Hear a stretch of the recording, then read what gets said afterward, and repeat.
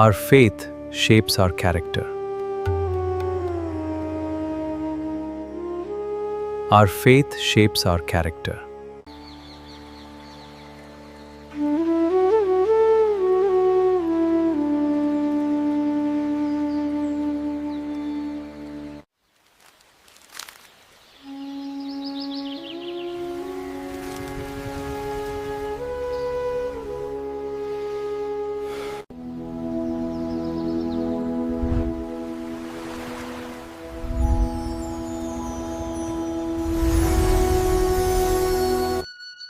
Om Namo Bhagavate Vasudevaya.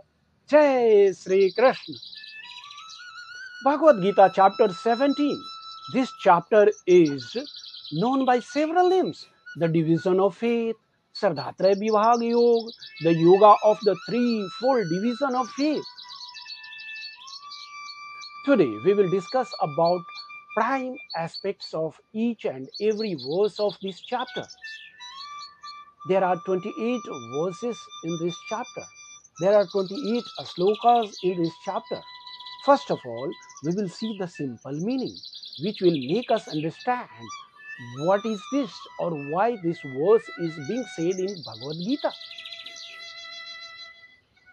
And not only that, we will also see where these teachings of Lord Krishna can be seen in our practical life. The purpose is very simple. The word spoken by the Lord Krishna should enter in our heart in very simple way.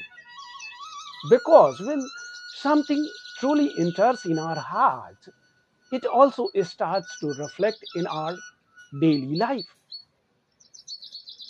Is not it?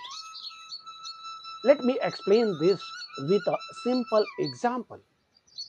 If we do not properly understand something, how can we get or how can we act upon it?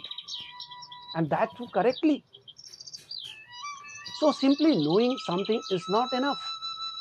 We need to understand it properly from inner sanctum of our heart. Because unless we understand something deeply, it becomes difficult to follow it, isn't it? For example, suppose we are sitting on a chair and also trying to lift that same chair upward using our own strength.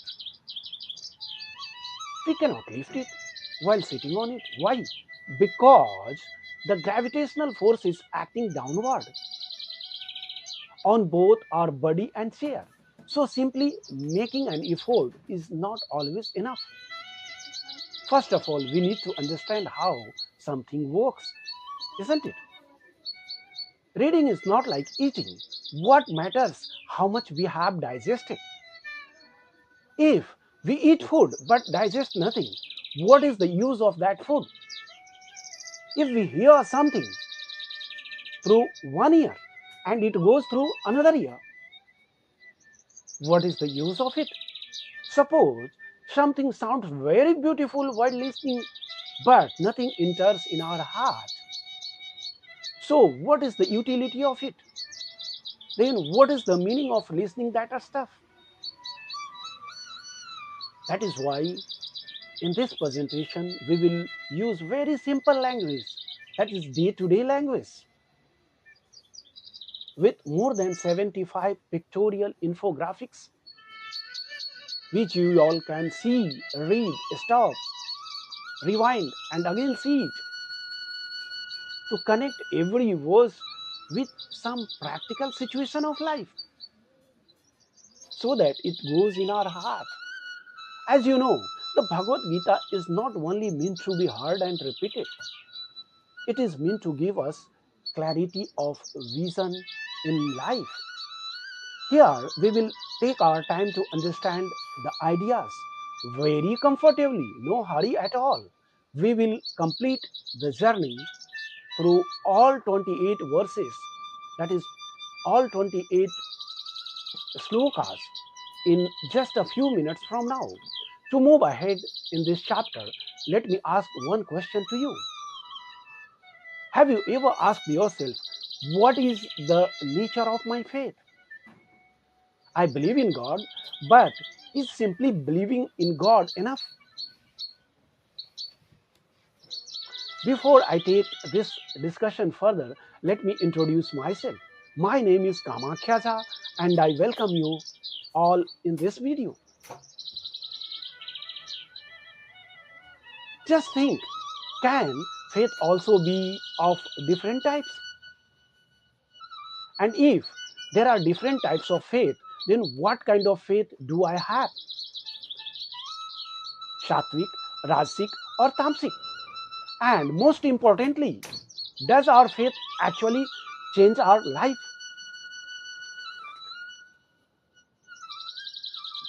Lord Krishna says a person's faith is according to his nature, and whatever a person's faith is, that is what the person gradually becomes, isn't it? Our faith shapes our character.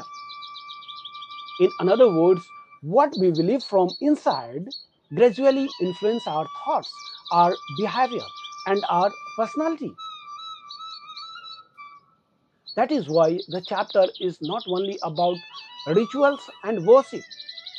It gives us an opportunity to look within ourselves.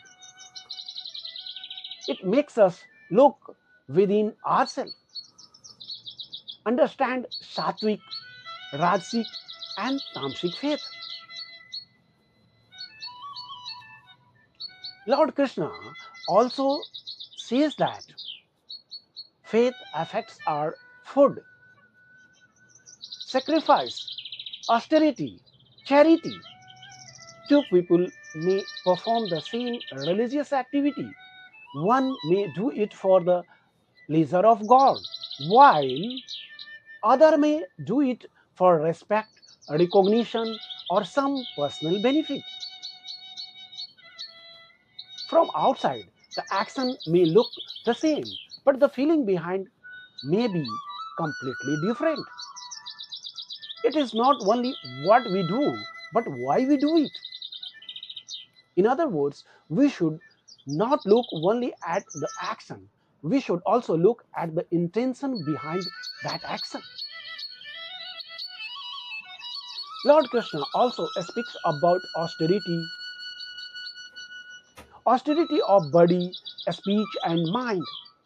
Does our truth unnecessarily hurt someone? Is our speech beneficial to others? Is our mind actually peaceful?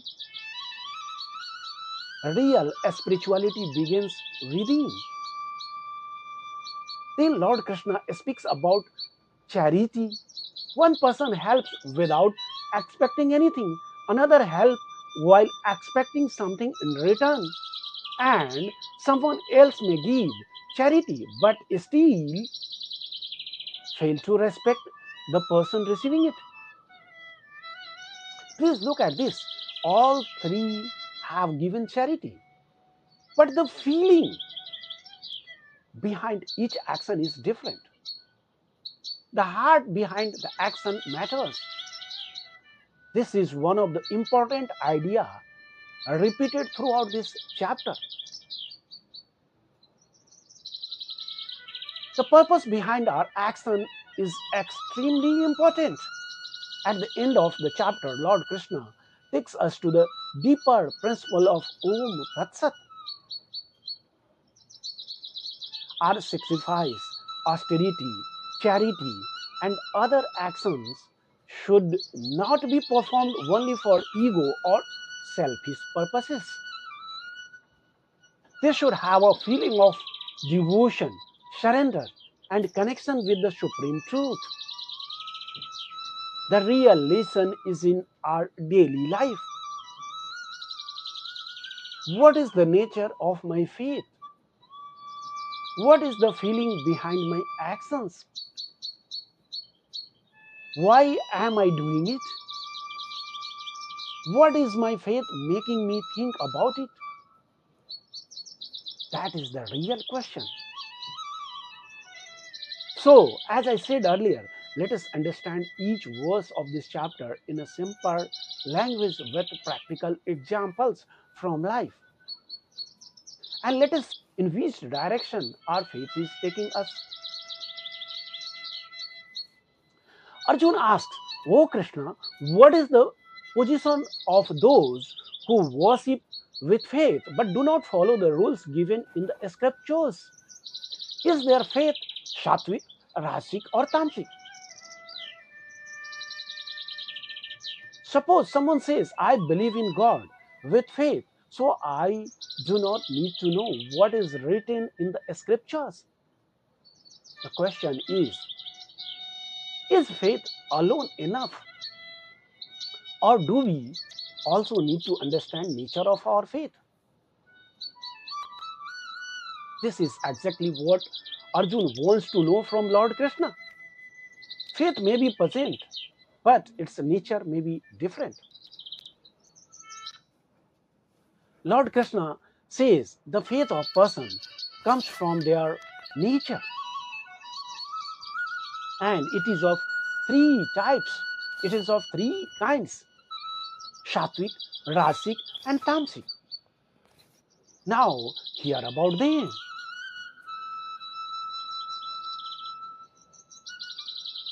One person prays, "Dear Lord, please give me the wisdom to follow the right path." While another says, "Please make my work successful." And someone else may worship because of fear or ignorance. Faith is present in all three. But is it not the same? The quality of faith matters. O descendant of Bhartas, everyone's faith is according to their nature. A person is made up of faith. Whatever one's faith is, that is what the person becomes, isn't it? If our faith is in truth, service, and God, then our thought actions also gradually move in that direction. But if our faith is mainly in money, power, and status, then our life directions also begin to revolve around that things. As the faith, so the person. Our beliefs gradually becomes a part of our character.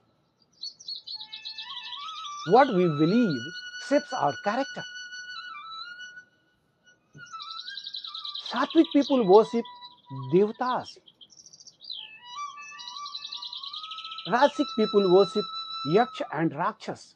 And Tamasic people worship ghosts and spirits. Here Lord Krishna explains that a person's faith is according to his inner nature. A Sattvic person may be attracted toward higher and purer goals. A Rajasic person may be attracted toward power and material gain. And a Tamasic person may be attracted towards ignorance and lower beliefs. Now, a natural question comes: who are Yaksh and Rakshas? And who worship them in today's world? And how? I'm born in 1972, so I'm 54 plus. And from my experience, I can say that I have never seen Yaksh or Rakshas anywhere. Have you ever seen it? So why Lord Krishna is talking about worshipping them? Actually, we need to understand this in a broader sense. They are described as different kinds of subtle or supernatural beings. Yaks are especially associated with Kuber, wealth, material possessions. So, this is not simply about sitting in front of a particular statue of Yaksh and Rakshas and worshipping it. It is about tendency to seek certain power or forces in order to fulfill their material desires, to gain wealth, power, influence, and other worldly benefits. We see people who give so much importance to a particular person with power, a specific position, person having material wealth, or that is a person with great influence. They become almost everything for them. Let me understand with this example of India. We have a very popular arti to Lord while praying. Intent of saying is that you are everything for me. Let me recall that arti. Twamev mata cha pita twamev bandhu cha sakha twamev vidya dravinam twamev sarvam mam deva deva. The same type of arti to those powerful people for gaining at least partial power with the help of them. The purpose of such person may not be devotion to God. Instead, the purpose may be to fulfill personal desires through some power or influence, as said earlier. This is one practical way of understanding Rajasic tendency and praying to Yaksha and Rakshas in modern life. Now comes Tamasic tendency, ghost and spirits. In Indian tradition, ghost spirits and similar beings are considered subtle entities that is not visible. Some people also try to fulfill their selfish purpose through the worship of such forces or through certain tantric practices. When we were children, we were hearing many stories about ghosts, spirits, and traditional method of removing them.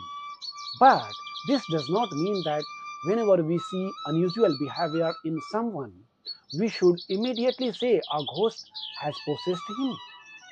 There may also be physical or psychological reasons behind such behavior.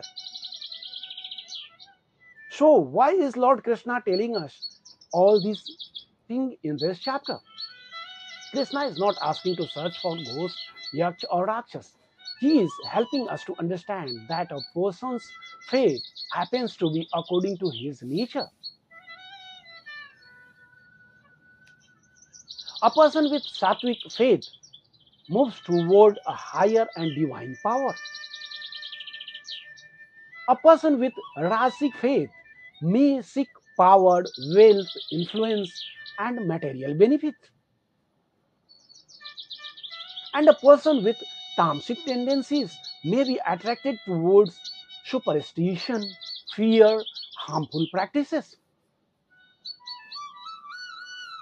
So, we should not simply say that I have never seen yaksh, rakshas, or ghost. So, how does this words of Bhagavad Gita apply in this modern world? The real question is, in which direction is my faith going? Do I worship God because I want to know and serve Him? Or am I using worship mainly a way to fulfill my material desire? This is the real message of this verse for our life. Our faith reflects our inner nature. Those people who perform severe or extreme austerities against the instruction of the scriptures are mainly driven by pride, ego, desire, and attachment to perform such austerities. Suppose someone is performing very difficult austerity but wants people to think, look how great a spiritual person am I. From outside it looks like austerity, but inside there may be ego and so. Therefore, simply doing something difficult is not proof of a spiritual greatness. Hard work alone does not make it spiritual. Lord Krishna says such people, because of their ignorance, torture their own body as they also disregard me too. as I am present within the body, as the Supreme Lord. These are demonic determination. Our body is also a part of God's arrangement. Therefore, deliberately causing unnecessary suffering to the body out of stubbornness is not a spirituality. If austerity is only for showing others, it may produce more ego than a spiritual growth. A spiritual practice should purify us, not punish us, isn't it? Food, sacrifice, austerity, and charity are also influenced by the three qualities. Therefore, Lord Krishna says that food is of three kinds. In the same way, sacrifice, austerity, and charity are also of three kinds. Now, Lord Krishna comes into our daily life. What do we eat? How do we worship? How do we perform austerity? With what feeling do we give charity? All those are influenced by the three modes of nature. So the Gita is not limited to temple and worship. The Gita enters in our daily life. Fresh, healthy, wholesome food taken in proper quantity and which brings health, strength, happiness, and peace of mind is associated with Sattvic food. Lord Krishna is not only asking whether the food tastes good, he is also asking what effect does the food have on our body and mind. Does it increase good health, strength, happiness, and stability? Its effect also matters. Food that is fresh, wholesome, healthy, and taken in right quantity, after which the body, mind feel comfortable, comes in the direction of Sattvic food. The focus is not only on taste, the effect of food also matters. Does it support our health, strength, happiness, and stability? Food is not only about taste, its effect also matters. Food that are excessively bitter, sour, salty, very hot, pungent, and dry are preferred by Rajasic people. Such foods cause pain, distress, and disease. Some people like food that is extremely sour, sour, or strongly seasoned. Lord Krishna is not saying that every particular taste is wrong. The point is about excessive and disturbing food. Therefore, balance in food is very important. Too much can disturb the balance. Food that is old, tasteless, foul smelling, stale, impure, or leftover is preferred by Tamasic people. Food that is lost its freshness or has developed a bad smell is not beneficial for the body. We should not think of food only as something that fills the stomach. We should also think about what we are putting into our body because it affects our life. Please remember, what we consume matters most. The sacrifice performed according to the rules of Scripture, without desire for personal results, simply as a duty, with a focused mind, that is Sattvic sacrifice. Two people are performing a religious activity. One thinks, this is my duty, I should serve God. The other thinks, people will praise me. From outside, the action may look the same, but the feeling behind is different, isn't it? In the first, there is a duty and surrender. In the second, there is desire for results and recognition. The intent behind the action matters. Oh, best of Bhartas, a sacrifice performed with a desire for result or for showing off is known as Rajasic. Suppose someone organizes a large religious event, but inside the desire is people should praise me, I should receive respect. From outside, it is a religious activity, but behind it, there is a desire for results and recognition.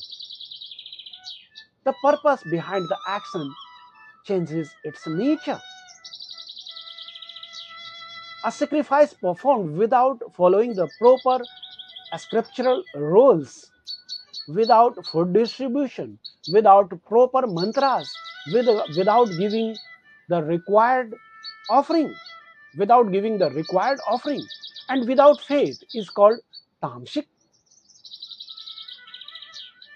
Simply conducting an external ceremony does not make it a sacrifice. If proper method, faith, and necessary duties are missing, then outward appearance alone does not create a spirituality. The external form of the sacrifice is not enough. Its method, its intention are also important. Please remember, spirituality is not a show. Worship and respect for devatas, Brahmin, teachers, and knowledgeable person. Cleanliness, simplicity, celibacy, and non-violence. These are austerities of body. Austerity does not only mean difficult fasting or going to the forest for spiritual practices. Keeping our body and behavior disciplined is also austerity. Respecting our teachers, maintaining cleanliness, being simple, practicing non-violence, and controlling the senses. A speech should not create unnecessary anxiety, pain, or disturbance. In other words, person's mind speech should be truthful, pleasant, and beneficial. Suppose we have to say something difficult, we can speak the truth. But the way we speak the truth also matters. The truth can be spoken in a way that insults someone. Then what happens? Or it can be spoken calmly in a helpful manner. Therefore, truth should be accompanied by kindness and benefit. Peacefulness of mind, gentleness, silence, self-control, and purity of feelings. These are called austerity of the mind. We may look calm from outside, but if there is anger or bitterness inside, then the mind is not really peaceful. Keeping the mind cheerful and gentle is important. Gentleness means keeping softness, dignity, humility, and sweetness in our speech and behavior. Controlling the mind and purifying our feeling. This is mental austerity. Spirituality is not just about what we do outside. It begins with what we cultivate within.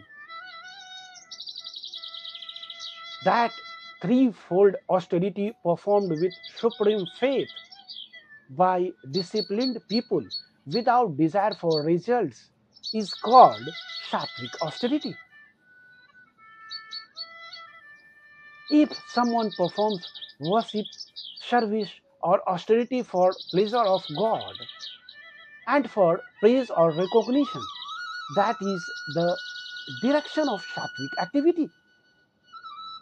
Sattvic activity has faith, discipline, and freedom from the desire for results. We should do it with devotion, not merely for recognition. Austerity performed to receive respect, honor, worship, or recognition, or performed for show is called Rajasic austerity. Suppose someone observes an Ekadasi fast, but his attention is more on how religious other people think he is than on devotion to God. He keeps telling whoever he or she meets, I am on fasting, I am a Vaishnava, I do not eat garlic or onion. Once or twice when it is required, it's okay saying it. But everywhere, it's not good. Lord Krishna calls such austerity Rajasic austerity. Please remember, if praise becomes the goal, devotion becomes weaker. Austerity performed foolishly with stubbornness by causing suffering to one's own body or with intention of harming another person is called Tamasic austerity. If someone keeps hurting his body simply because of stubbornness without proper understanding, or if the purpose of a spiritual practice is to harm another person, then it becomes Tamasic austerity. True spiritual practice is connected with wisdom, self control, and pure intention. Charity given as a duty at proper time, proper place to a deserving person without expecting anything from them in return is called Sattvic charity. Suppose you help someone who is genuinely in need. You do not expect anything in return. You do not expect even a praise. You simply think this person needs help, and with God's grace, I am able to help, so I am helping them. Giving without expecting anything in return is called Sattvic charity. Charity given with expectation of receiving something in return for some result or unwillingly is called Rajasic charity. I'm helping you today. Tomorrow you should help me. Or I will donate, but you should also do something for me. Here, there is an expectation behind the charity. So this charity becomes a transaction. Charity given at an improper place or time to an undeserving person without respect or with contempt is called Tamasic charity. If we help someone but insult them at the same time, the spirit of charity is damaged. In charity, we are not only giving something, we should also care about the dignity of the person receiving it. The right place, the right time, the right person, and the right intention all are important. Please remember, the intention behind the action matters most. Until now, Lord Krishna has explained how food, sacrifice, austerity, and charity can be Sattvic, Rajasic, or Tamasic. But now, another important point comes: with what feeling should we perform these actions? This is where Lord Krishna reminds us of Om Tat Sat. Om means remembrance of Supreme. Tat means this action is not for me, it's not for myself, it is for Supreme Truth. Sat means doing it with truth, goodness, and a feeling of dedication to God. In other words, Om Tat Sat reminds us that it is not enough for our action to look good from outside. There should also be remembrance of God and a feeling of surrender behind it. Lord Krishna says that Om Tat Sat are three words used to indicate the Supreme Brahma. Through this, in ancient times, the practice of Brahmins, the Vedas, sacrifice, and other sacred activities were established. So far, we have discussed faith, food, sacrifice, austerity, and charity. Now, Lord Krishna tells us the direction in which all these should move. That is Om Tat Sat. Our actions should not be only for ego and selfish purpose. There should be remembrance of Supreme Truth and a feeling of surrender. You need to always remember the supreme purpose behind our actions. Therefore, those who understand the Supreme Brahm start their spiritual sacrifice, charity, and spiritual practices by chanting Om. Remembering God before starting a good action reminds us this action is not only for my ego, I am performing it with a feeling of dedication to God. This changes the direction of our action.